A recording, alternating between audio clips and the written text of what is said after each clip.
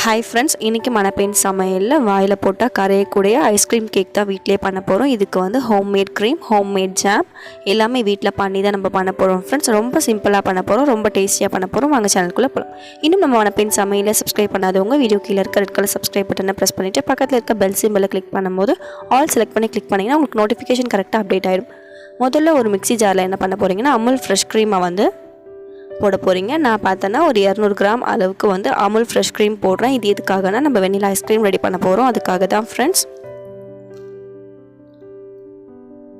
இப்போ ஃப்ரெஷ் க்ரீமை போட்டாச்சு. அடுத்து நம்ம என்ன பண்ண போகிறோம்னா சர்க்கரை ஆட் பண்ண போகிறோம். நான் வந்து பார்த்திங்கன்னா 3 ஸ்பூன் அளவுக்கு சர்க்கரை ஆட் பண்ணிக்கிறேன். ஸ்வீட் இன்னும் வேணும்னா நீங்கள் இன்னும் கூட நீங்கள் ஆட் பண்ணிக்கலாம் ஃப்ரெண்ட்ஸ். இதை நீங்கள் மிக்சியில் போட்டு ஒரு சுற்றிக்கோங்க. அப்போ தான் நல்லா சர்க்கரையும் நம்மளோட அமுல் ஃப்ரெஷ் க்ரீமும் நல்லா மிக்ஸ் ஆகும், அதுக்காக தான் ஃப்ரெண்ட்ஸ்.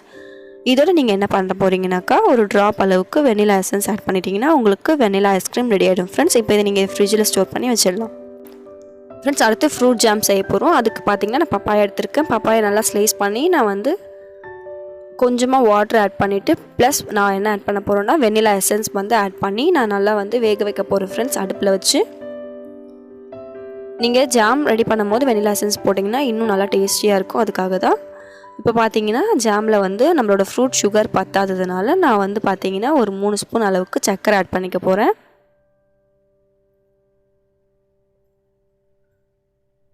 ஆட் பண்ணிவிட்டு நம்மளோட ஃப்ரூட் வந்து ஒரு 2 நிமிஷம் வேக வைங்க போதும். ரொம்ப நேரம்லாம் வேகணுன்ற அவசியம் இல்லை. 2 நிமிஷம் வெந்த பிறகு ஒரு மிக்ஸி ஜாரில் போட்டு நல்லா வந்து நீங்கள் கிரைண்ட் பண்ணிட்டீங்கன்னா உங்களுக்கு ஃப்ரூட் ஜாமும் வீட்லேயே ரெடி ஆகிடும் ஃப்ரெண்ட்ஸ். இப்போ ஒரு பவுலில் பார்த்தீங்கன்னா அந்த ஃப்ரூட் ஜாம்லேருந்து 1 ஸ்பூன் எடுத்து போட்டுட்டு 1 ஸ்பூன் அளவுக்கு சர்க்கரை எடுத்துகிட்டு 2 ட்ராப் அளவுக்கு வெனிலா எசன்ஸ் நான் ஆட் பண்ணிவிட்டு நல்லா வந்து வாட்டர் போட்டு கொஞ்சம் சாலிடாக இருக்கிறதா லிக்விட் ஆக்க போகிறேன் ஃப்ரெண்ட்ஸ். அடுத்து பார்த்திங்கன்னா ப்ரெட் எடுத்திருக்கேன். நம்ம ப்ரெட் எடுக்கிறதுனால நமக்கு வந்து இதில் வந்து ஓவன் வந்து நமக்கு தேவைப்படாது. ப்ரெட்டில் இருக்க சைட்ஸ் எல்லாத்தையுமே வந்து கட் பண்ணிவிடுங்க ஃப்ரெண்ட்ஸ். ஸ்வீட் ப்ரெட் எடுத்துக்கோங்க, அப்போ தான் நல்லாயிருக்கும் கேக் செய்யும் போது. இப்போ நம்ம சைட்ஸ் எல்லாத்தையுமே வந்து கட் பண்ணியே எடுத்து வச்சுக்கலாம். இதே மாதிரி எல்லா ப்ரெட்டையும் நீங்கள் வந்து எடுத்து வச்சுக்கோங்க ஃப்ரெண்ட்ஸ். சைட்ஸ் எல்லாம் கட் பண்ணிவிட்டு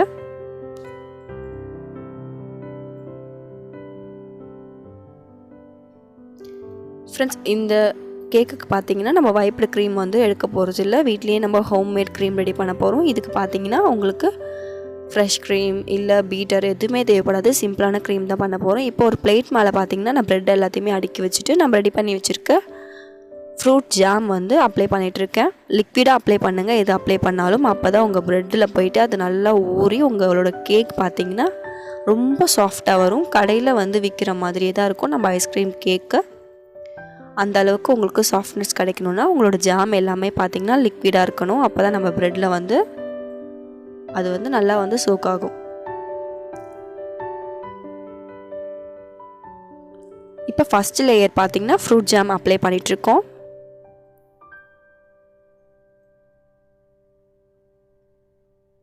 இதே மாதிரி 4 ஸ்லைஸ்லையும் நம்ம அப்ளை பண்ணிவிட்டு அடுத்து நம்ம என்ன அப்ளை பண்ண போகிறோம்னா ஃப்ரெண்ட்ஸ் நம்ம ஃப்ரிட்ஜில் வச்சுருக்க ஐஸ்கிரீம் பார்த்திங்கன்னா ரொம்ப கெட்டியானுன்ற அவசியம் இல்லை. அதுவும் லிக்விடாக நீங்கள் அப்ளை பண்ணாதான் உங்களோட ப்ரெட்டில் பார்த்திங்கன்னா அது நல்லா ஊறி உங்களுக்கு கேக் வந்து சாஃப்ட் ஆகும். அதுக்காக பார்த்திங்கன்னா நான் ஒரு அரை மணி நேரம் தான் ஃப்ரிட்ஜில் வச்சேன், லைட்டாக கூலிங்காக வச்சுருந்தேன்.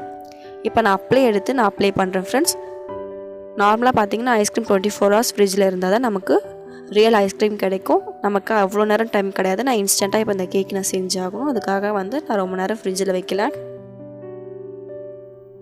இப்போ அடுத்த லேயர் வந்து நம்ம ப்ரெட்டை வந்து அடுக்கிட்டுருக்கோம். எக்ஸஸாக இருக்க ப்ரெட் எல்லாத்தையுமே வந்து கட் பண்ணி எடுத்துருங்க. நம்ம கரெக்டாக பாக்ஸ் ஷேப் வேணுன்றதுக்காக நம்ம வந்து அரேஞ்ச் பண்ணிகிட்ருக்கோம் ப்ரெட்டை வச்சு.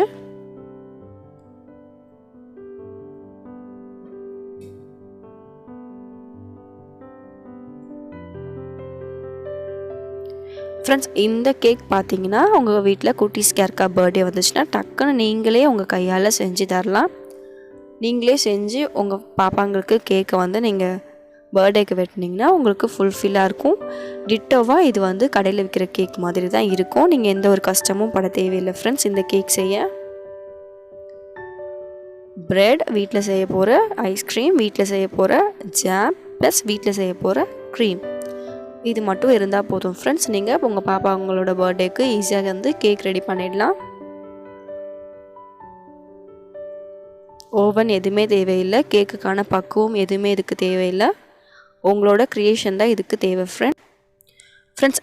கார்ன்ஃப்ளவர் மாவு எடுத்துக்கோங்க. அடுத்தது அதை வந்து நல்லா பாலில் போட்டு கரைச்சிட்டு நல்ல ஒரு லோ ஃப்ளேமில் நீங்கள் என்ன பண்ண போகிறீங்கன்னா ஒரு அரை மூடி அளவுக்கு வெனிலா எசன்ஸ் ஆட் பண்ணிவிட்டு, அடுத்து வந்து நீங்கள் வந்து ஒரு 3 ஸ்பூன் அளவுக்கு சர்க்கரை ஆட் பண்ண போகிறீங்க. ஆட் பண்ணிவிட்டு நல்லா வந்து க்ரீம் பதம் வந்த பிறகு அடுப்பை ஆஃப் பண்ணிவிட்டு கடைசியாக வந்து வெனிலா ஐஸ்கிரீம் வந்து நம்ம ஆட் பண்ணிக்கலாம். ஆட் பண்ணிவிட்டு உங்களால் இதை வந்து நல்லா மிக்ஸ் பண்ண முடியாது. ஸோ நீங்கள் ஒரு மிக்ஸி ஜாரில் போட்டு நல்லா வந்து கிரைண்ட் பண்ணிங்கன்னா உங்களுக்கு க்ரீம் வந்து ரெடி ஆகிடும் ஃப்ரெண்ட்ஸ். இந்த க்ரீமை நீங்கள் உங்கள் கேக் மேலே வந்து அப்ளை பண்ணிங்கன்னா ஒரு பர்ஃபெக்டான உங்களுக்கு க்ரீம் கேக் வந்து ரெடி ஆகிடும் ஃப்ரெண்ட்ஸ். நல்லா நைஃப் வச்சு நீங்கள் ஷைன் பண்ணிங்கன்னா உங்களுக்கு கேக் வந்து பார்த்திங்கன்னா ஷைனான ஒரு ஷேப்பில் வந்து கிடச்சிரும்.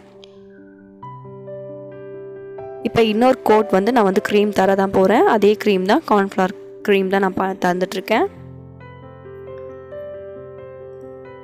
நீங்கள் ஐஸ்கிரீம், ஜாம் எல்லாமே வந்து ரெடிமேடாக கடையில் வாங்கிட்டிங்கன்னா இந்த கேக் செய்கிறதுக்கு உங்களுக்கு 5 நிமிஷம் தான் ஆகும் ஃப்ரெண்ட்ஸ்.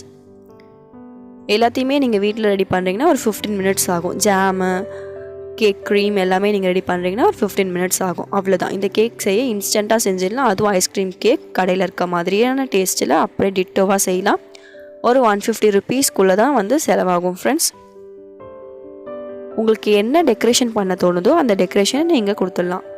எனக்கு வந்து சிம்பிளான டெக்கரேஷன் இப்போதைக்கு போதுன்றதுக்காக நான் வந்து இப்போ வந்து நான் சாப்பிட்றதுக்காக தான் செஞ்சிட்ருக்கேன். யாருக்கும் எங்கள் வீட்டில் இப்போ எதுவும் பர்த்டேலாம் கிடையாது. இதுக்கு மேலே பார்த்திங்கன்னா நம்ம ரெடி பண்ணி வச்சுருக்க ஜாமை வந்து போட்டுட்டேன். இப்போ பாருங்கள், நான் கட் பண்ணி காட்ட போகிறேன்.